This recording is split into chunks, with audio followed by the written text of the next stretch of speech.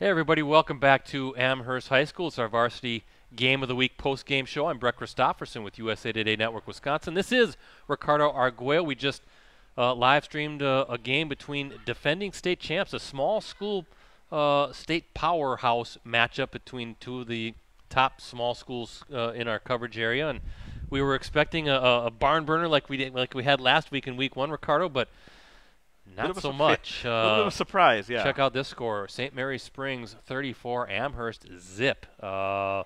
Ledger's had it from beginning to end. Your impressions on this one? Springs is good, and I'm talking.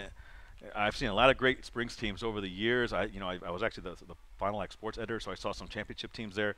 This Springs team, on all levels, on both sides of the ball, a lot of talent. And I'm not talking about like maybe a single breakout player, you know what I mean, like a D1 college type player. They just have a whole lot of good players. And for them to come out to Amherst and shut out Amherst here, it boggles the mind.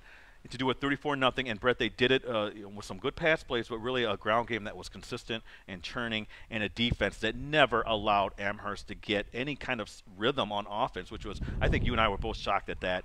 We both knew Springs was good, but Amherst to be handled like that, we're trying to figure out when the last time they were shut out at home. Well, you brought it up in our live stream as we were kind of winding down, but Springs a complete team. Their quarterback, Mitchell Weckner, can do it all. Yes, and very defensively, impressed. punt return guy, he can run, he can throw. He's got a lot of weapons, a lot of different running backs. Orlandoni's a nice-looking kid. Hoke's a nice-looking kid. Big offensive line. Jacob Strauss, wow. Defensive line, very active. And then Christensen, really have a weakness. Christensen, the receiver. They have a nice chemistry with this quarterback, but also had a nice pick as well. Yeah. They have great size for the level that they play at. Right? I think that's something that cannot be understated, that this Springs team's big in terms of their playmakers as well. So, boy, oh boy, Coach Highland does it every year in his 48th year, Brett. It's just amazing to see how he keeps up that level of greatness with this team. Yeah, Bob Highland, the legendary coach, the winningest coach in state football history, he now improves to 454 and 105 and 2 in his 48 years. So that winning percentage keeps climbing. Yeah, Cade Christensen, a 6'4" receiver. So length, size, they're going to be a tough out. And I said, in the open in our pregame show, it's possible that Springs moves up from D6 to D5. Right. Boy, I'm sure there's some D5 schools, Amherst maybe being one of them, saying, please stay down at D6. Hopefully there's a lot of D1 teams that make the playoffs that push Springs maybe down back to D6. But if you're Amherst, look, you got some things going for you. Okay, maybe this is more of an anomaly than anything. Things kind of got away from you because they had a great showing against Maryland in Week 1. They got a good quarterback and they got some speed there in the perimeter. How you bounce back now? Again, this is a team that has not experienced a loss like this. Now, they did lose to Springs last year, but that was a 14-12 game, I think, if I remember correctly, and it came down in the last second. This is an actual, a blowout win. There's no other way to describe it. So how do you bounce back from this? And that's going to be key for Amherst because in their division, in their league, they have Iowa Scandinavia sitting there.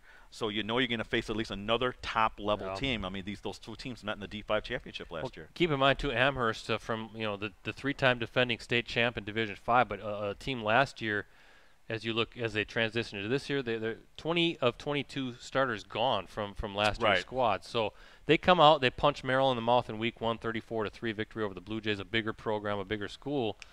But obviously, as you see here, still some growing pains.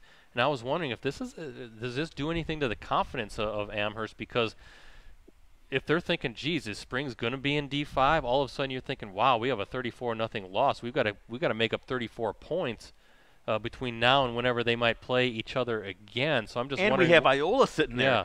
So you're looking at three top teams within about 35, 40 miles of each other that have a legitimate claim to maybe having a shot at the D5 title. It's incredible. So what is the mindset right now for Mark Lusick and his squad? Is you got punched in the mouth now in Week 2 against a powerhouse team like Springs, but what are you going to do? How do you respond from this? How do you get better so that if you do play Springs again, that it's at least a more competitive game?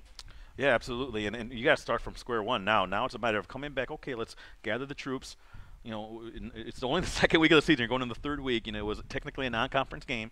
let's get week by week. You got to get better. I like the whole Kimberly kind of mindset with 1% better every day. That's what you got to be for Amherst. Okay, we got punched in the mouth. Now we got to get up. We're champions. You can't just sit there and go in a corner and cry about it. You got to come back because it doesn't get any easier. And if you want to be there at the end of the postseason, it starts now. It starts in practice on Sunday, film on Sunday, practice on Monday.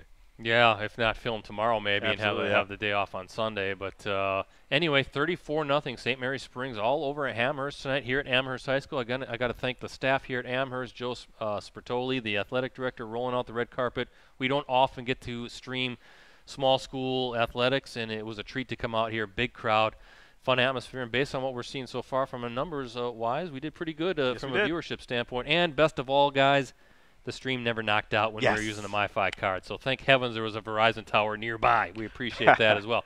Hey, tentative next week, Varsity Game of the Week moves to Calder Stadium in Menasha, where the Blue Jays will host the Xavier Hawks in a Bay Conference game, two of the top teams in the Bay. Looking forward to that one. However, as I always say, the live stream schedule is fluid, and based on some of the results we're seeing rolling in tonight, including Appleton North Nina, that's a big one. We might have to do some shuffling here down the stretch. But hey, it's already going to be week 3. We're going to be a third of the way through the regular season, already flying by. And but looking forward to that matchup. Should be a good time. Absolutely. As they shut off the lights behind us, they're telling us, get out of here, guys. Right.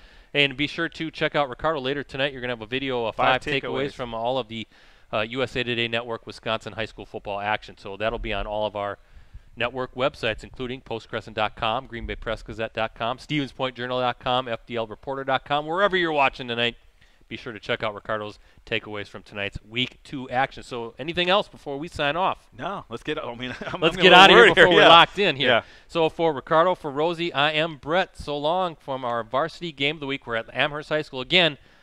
St. Mary Springs wins 34-0. Have a great night, everybody. See ya.